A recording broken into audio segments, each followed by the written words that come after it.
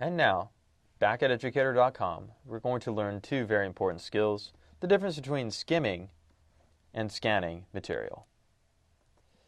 So, first off, the very first thing I'm going to demonstrate you is what is scanning and what is skimming. And then finally, I'm going to show you why we need to skim, and then techniques that you can use while skimming. So, for those of you guys who have done the writing course, you maybe already kind of have a quick understanding what the difference between skimming and scanning are, and I'm going to go into a little bit more depth about it here in this lecture. So, what is the difference between skimming and scanning? Well, first off, this is what scanning looks like. Nikola Tesla was born on 28th June 1856 to Serbian parents in the village of, and I'm not going to try to pronounce that. Now, that is what that's what scanning looks like. Every single word you read. Now, if I'm scanning this is what I'm going to do. Well, I've got Nikola Tesla here, something about the Austrian Empire. His father, well, that's probably Nikola Tesla's father. Oh, Tesla again. And Serbian Orthodox, maybe that's important. I'm not too sure. Let's see. Oh, Tesla. We got a Tesla biographer. John O'Neill is saying something about Tesla and his families. Okay, so that's what skimming looks like. I'm not reading every last word, but I am kind of highlighting some things that are standing out and that maybe are important. Now, why do we skim? Well, crazy as it is, one of the things that we do to skim is to keep on reading. Do you remember when I was reading that just a second ago and I got to that word I couldn't say, and then I just decided I was going to stop reading, skip over it, and then just keep on reading some more? Well, that's one of the reasons why we skim. Rather than getting hung up on this one particular word that I'm not familiar with and that I'm not even sure how to pronounce, I'm just going to go ahead and keep on reading, and then I'll get back to that later and probably figure out exactly what that strange word means. Finally, we're busy. Okay, so you're a high school student, you're probably in extracurricular activities, maybe you're doing this during the summer, but maybe you also got a summer job. Everybody's busy. And you know what? Life gets busy in college too, and then so it's very, very important that you skim anything that you're reading first before you read it.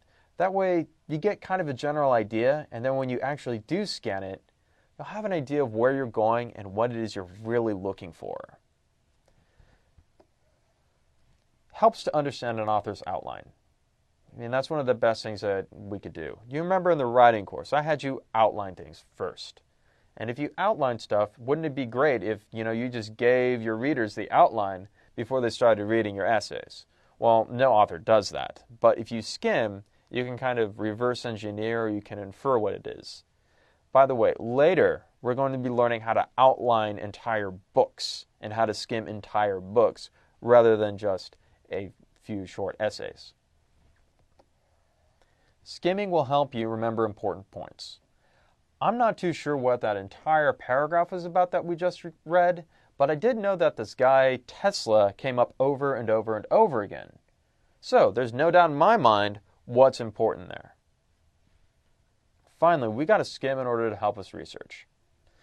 I mean, imagine if you're doing those research papers from the writing course and I gave you a book that was this thick and said, something in this entire book is going to be useful to you in your essay.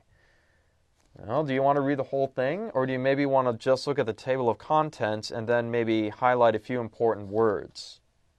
I mean, that's up to you. But I think that if you learn how to skim, you'll be researching a lot better. So, now, let's go over some actual skimming techniques. First technique, highlight repeated words. Tesla moved to Paris. Let's see, engineer, so on, according to the years he conceived. Who's he? Well, that's probably Tesla, although Tesla may not have been the first. Okay, Tesla arrived in New York City. Well, maybe New York City's important. His trip, whose trip? Probably Tesla's. And we got Tesla again. So I'm highlighting again and again and again, and my skimming here, and I'm getting an idea that, well, Tesla is doing some important stuff here. Note paragraph breaks. You remember when you were doing your writing that each paragraph was a major supporting detail. And so I bet that maybe when somebody else is writing, even if they're not writing in that standard 5-paragraph format, that every paragraph they break is done on purpose and is giving you an idea of what comes next. Tesla researched a way to transmit power and energy wirelessly over distances. Okay, so just imagine if this paragraph was one of 20 paragraphs on a large article about Tesla. Well, I know that maybe for the test that I'm going to take on Tesla later, and I'm going to study this, if I just highlight this right here, and I know that there's some question that I need to know about transmitting power and energy over long distances, I would just go back to this paragraph later. Highlight words you don't know.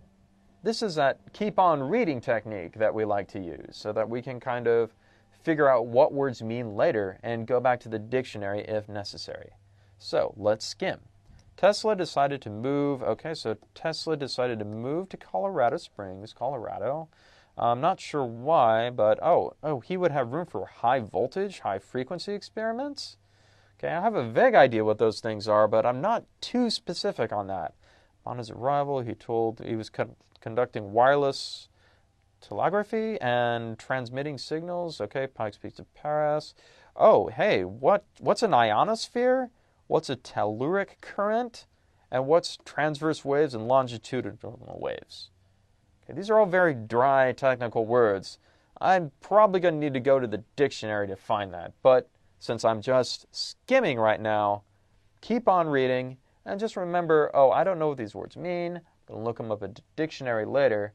And then I'm going to actually scan this entire reading, knowing what those definitions are, and then I'll comprehend it better. Highlight keywords. We're going to be going over keywords in the next couple lessons, but I've already given you a preview in the writing section. So what are some keywords that I need to highlight here? 1886, Tesla light manufacturing. Well, there's Tesla again. He's kind of important. 1886 to 1887. Let's see. And 1887 again, and 1888. Okay. Well, if you remember from the writing course, what's my pattern of organization here?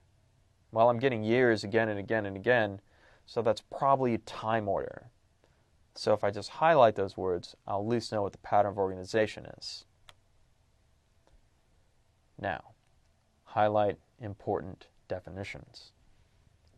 The term Tesla coil refers to an electrical device invented by Nikola Tesla in 1891. Now, if I'm getting a definition anywhere in a long passage of reading, especially if it's about technical stuff that I've never heard before, like a Tesla coil, I'm going to want to highlight that definition and make sure that I can refer back to it if I ever need to. If a writer ever gives you a definition of a term, they know that you never heard that term before, and they're really, really trying to help you understand it. Be nice to the writer and appreciate what they're doing for you by highlighting, underlining, rewriting down, paraphrasing, whatever you need to do to remember that complicated definition. So, skimming techniques, what are they? You highlight repeated words. Hey, maybe that'll help us find the topic. We note paragraph breaks. Writers didn't put them in there just for fun. They're to help us to understand. Big words like longitudinal waves, high voltage, telluric waves, ionosphere, words you've never heard of. Highlight them, circle them, write them down in the margins, whatever you got to do. Keywords, so that we can kind of know what the pattern of organization is. And keywords always tell us that something important is coming. And appreciate what the author is doing for you when they give you a definition of the word. Again, highlight it, write it down. Now, as a word of caution, if it's not your own book, don't write in it. But if it is your own book, you can do whatever you want. So, your assignment is actually to get the big reading. Now, I know this is an internet course, and maybe you're not used to printing stuff out that you're reading online. But with this reading, you absolutely need to print it out because you are going to have your highlighter or pen, and you're going to have to go through and skim it, do all those techniques that we've just gone over, and then after that, go ahead and scan it, line by line, word by word. And that'll be your assignment for this section of educator.com.